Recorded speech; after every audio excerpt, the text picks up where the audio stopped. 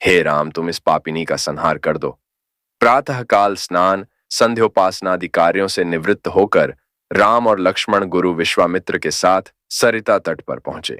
एक वनवासी मुनि ने विश्वामित्र के साथ दो सुकुमार बालकों को देखा तथा उनका परिचय प्राप्त कर वे एक छोटी सी सुंदर नौका ले आए और विश्वामित्र से बोले, हे मुनिराज, आप इन राजकुमारों के साथ इस नौका पर बैठकर सरिता पार कर लीजिए। विश्वामित्र जी ने उस मुनि को धन्यवाद दिया और राम तथा लक्ष्मण के साथ नौका पर सवार हो गए। इस प्रकार वे सागर से मिलन की आतुरता में कलकलनाद के साथ दौड़ डटती जा रही उस नदी को पार कर गए। नदी के उस पार एक भयानक वन था। उस वन को देखकर राम बोले, गुरुदेव, ये वन तो बड़ा भयंकर है। सभी ओर से सिंह, व्याघ्र आदि हिंसक पशुओं के दहाड़ने और हाथियों के चिंगार दहने की ध्वनि आ रही है। जंगली सुअर, भालू, वन भैंसें आदि वन्य प्राणी भ्रमण करते दृष्टिगत हो रहे हैं। वृक्षों की सघनता के कारण सूर्य का प्रकाश इस वन के भीतर घुसने का साहस नहीं कर पा रहा है और इसी कारणवश चारों ओर अंधकार हो रहा है। इस अति दुर्गम वन का क्या नाम है? राम के इस प्रश्न का उत्तर विश्वामित्र ने इस प्रकार दिया, हे राघव, पूर्व काल में इस स्थान में वन न होकर मलदा और करुप नाम के दो बड़े समृद्ध राज्य हुआ करते थे। दोनों ही राज्य ऊंची ऊंची अट्टालिकाओं, वीथिकाओं तथा सुंदर पत्थों से सुशोभित थे तथा धन धान्य और समृद्धि से परिपूर्ण थे। दूर दूर के व्यापारी यहाँ पर व्यापार करने आया करते थे।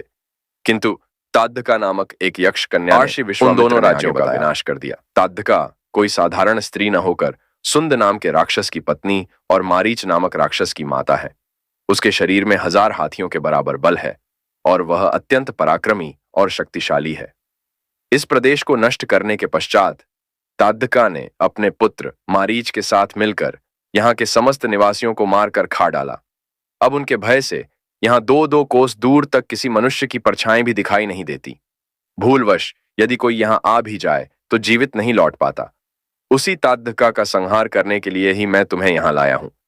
राम ने आश्चर्य से पूछा, गुरुदेव, स्त्रियां तो कोमल और दुर्बल होती हैं, फिर ताद्धका में 1000 हाथियों का बल कैसे आ गया? ऐसा प्रतीत होता है कि अवश्य कुछ न कुछ रहस्य है। विश्वामित्र बोले, वत्स, तुम्हारा कथन सत्य है और वास्तव में इसके पीछे एक रहस्य है। सुकेतु नाम का एक अत्यंत बलवान यक्ष था। वह संतानहीन था, अतः संतान प्राप्ति के उद्देश्य से उसने ब्रह्मा जी की कठोर तपस्या की। उसकी तपस्या से प्रसन्न होकर ब्रह्मा जी ने उसे संतान होने का वरदान दे दिया। परिणाम स्वरूप ताद्धका का जन्म हुआ। सुकेतु के द्वारा ताद्धका के अत्यंत बली होने का वर मांगने पर ब्रह्मा जी ने उसके शरीर में 1000 हाथियों का बल दे दिया।